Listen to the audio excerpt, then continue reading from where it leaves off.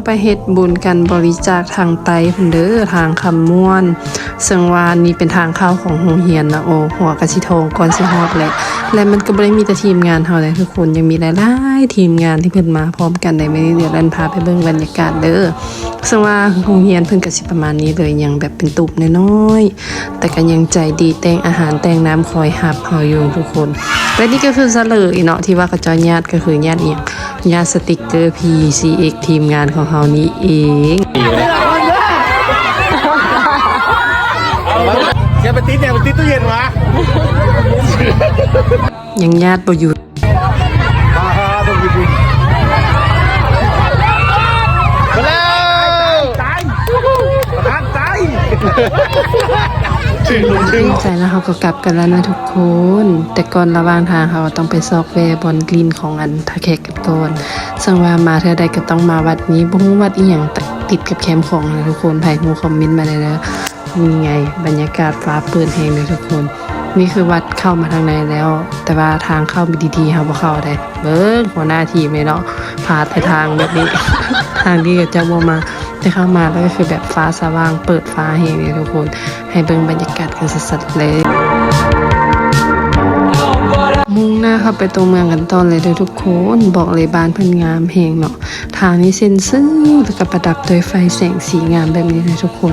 ซึ่งว่าคันแรกเขาก็ต้องไปซอกบ้านพักก่อนและบอนที่เขาซอกก็คือบ่อนนี้ทุกคนแต่เอ้ยเผอิญมันติดป้ายสีขาวๆอะไรเห็นบ่ทุกคนเต็มจ้าบ่ได้พักซ้ำคือสิงานเขาก็เลยต้องขี่กลับวนมาอีกซอกเป็นตาซอกอยู่ได้เพราะว่าทางบ้านเพิ่นงามขี่หลายรอบก็บ่เป็นหยังดอก และนี่เนาะก็คือโรงแรมที่เขาจะพักจ้าวันนี้ดาเดี๋ยวเข้าไปเบิ่งกันเลยและขอพักโฆษณาแป๊บก็บ่ได้พักคั่นแหละผู้ใดอยากได้ตารถแบบนี้นะสามารถทักนี่เลยเดี๋ยวแลนฝากเบอร์ไว้ให้คือแบบแจ้งปางจางแปลงจนแบบโอ้ยบ่ฮู้สิเว้าเลยนะทุกคนผู้ใดอยากได้ทักมาเลยนะจ๊ะนี่ก็คือโรงแรมนะทุกคนเพิ่นมีบังกะโลแล้วก็มี2ชั้นให้แบบนี้เลยนี่จะเป็นห้องน้ำเนาะงามสะอาดอยู่แต่ว่ารู้สึกว่าเพิ่นน่าจะสร้างได้ดนละแต่เฮาก็บ่เกี่ยงดอกขอแต่ให้มีบ่อนนอนก่อน3นาทีนี้เนาะตามนั้นแหละทุกคนไปเบิ่งกันพักผ่อนแล้วเฮาก็เกียมมากินข้าวอยู่เซ็นเตอร์พอยต์นี่เด้อแต่ก่อนสิกินเดี๋ยวเฮาไปขอถ่ายวิดีโอเช็คอินกันก่อน Hey What Hey เอาเราจักเป็นไทยอย่างกับบ่ฮู้เอามาเรื่องนี้ดีกว่าทุกคน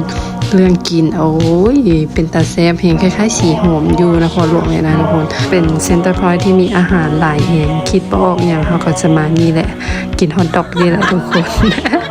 แล้วก็มานี่จ้าจักรวาลจ้ามาหาเหล้าหาเบียร์หลังจากกินอิ่มเนาะเป็นตามสเต็ปว่าซั่นซะ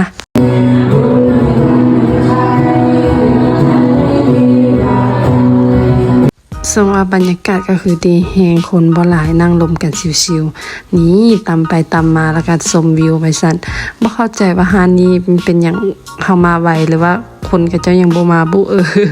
ถ้าแขกก็จะน่าจะบ่มาโมงนี้ก็สั่งอีหยังมากินมาลิกยิกย่อยแล้วก็สิไปกันต่อ EP 2นะว่าเฮาจะไปเลาะใส่ในตัวเมืองท่าแขกอีกนะทุกคนฝากติดตามกันนะจ๊ะบ๊ายบาย